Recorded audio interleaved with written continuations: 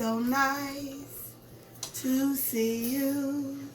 We'll play and be happy that we're all here together again.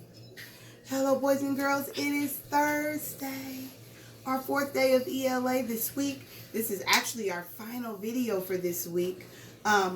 Tomorrow will be your opportunity to go back and make sure all lessons are complete for the week. And so we are going to jump right into our story today.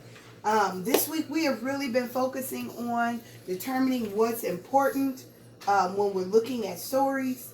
Next week we're going to kind of continue this, but we're going to go more into the retelling process and really looking at the structure of retelling. So what happens first, what happens next, what happens then, what happens last is what we'll spend next week really discussing how to break down your retelling. This week it was really just about us jumping in and figuring out, as I'm looking at a story, what's the most important parts for a retell? If I were going to retell that, what would be the most important parts in that section to share so that the story keeps its main focus, its main idea? Today we're looking at the ending of our story. Okay? Remember when we get to the ending, we're talking about resolution, conclusion, right? We resolve an issue sometimes. Sometimes the situation isn't resolved, but there is a conclusion to what happens. Last week when we read Trolls, there wasn't really a resolution, but there was a conclusion. You know, Poppy had to understand that Branch was who he was, and she had to accept that and be okay with it and be able to move forward, right?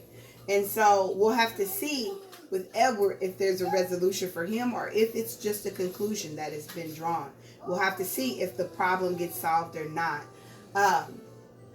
And then a lot of times at the ending of the story, we can kind of gauge what's going on with the character as far as their feelings. Yesterday, when we were looking at the middle of the story, what we noticed is that Edward was super overwhelmed. There was lots of tasks to complete.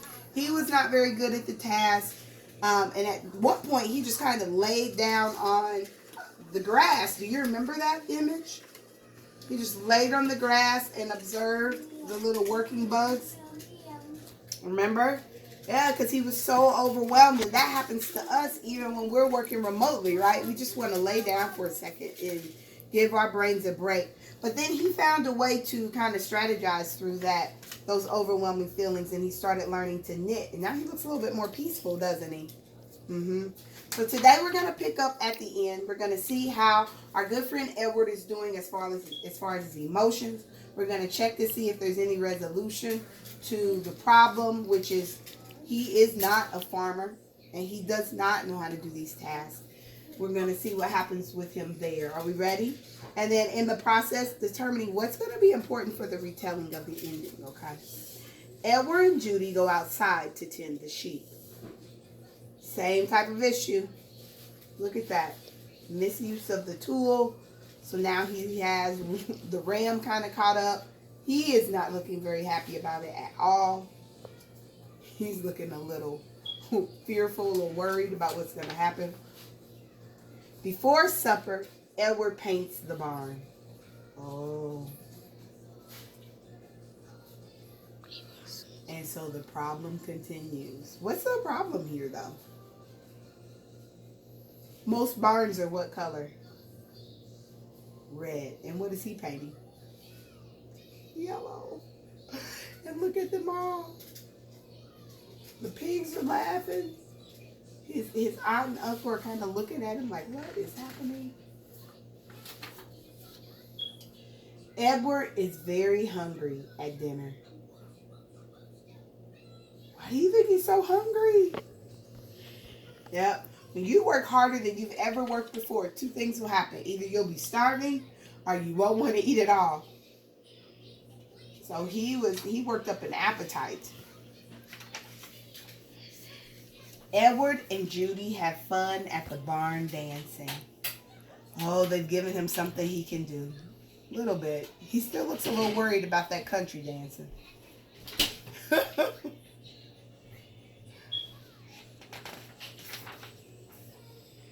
It's bedtime at Hawthorne Farm.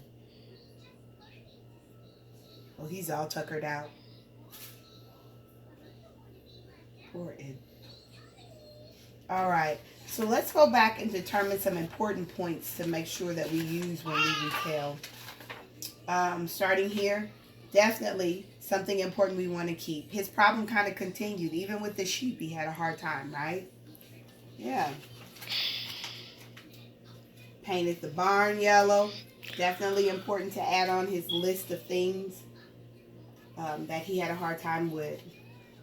And during supper time, he was starving from all of the hard work he had done all day long. This image is really beautiful. The detail in some of the drawings, oh my goodness. There's even steam coming out of that gravy bowl. All right.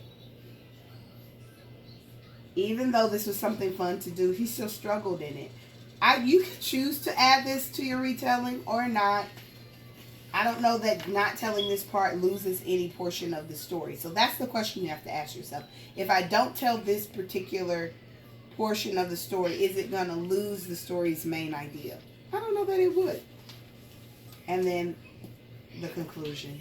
He ended with a night of rest. And probably went to sleep pretty quickly. It looks like he went straight to sleep. He was so exhausted, right? Yeah. And so that would be important to tell. So let me ask you, did the problem get solved? Was there a solving of or resolution to the problem? Not really. He still doesn't really know how to function on the farm. But maybe the next day will be better, right? Maybe so. He tried. And he worked really, really hard. And went ahead and got that good night's sleep. And so he would have to wake up the next morning to try again to see if it's something that he can handle. How did the character feel? Was it any different? He went from being really overwhelmed to just being exhausted, right? He ended the story just exhausted and went to sleep. So, a little bit of a change there, but not a whole lot. So that's kind of what we do with a story. And you kind of take a ride with the story. You go up, and then you come back down. We start with our character and setting. We get really deep into the action in the story. And then we get into the spaces in the story where the story starts to come down and draw together in a conclusion. All right? Determining what's important.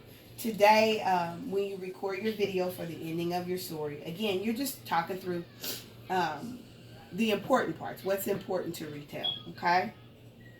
In the story.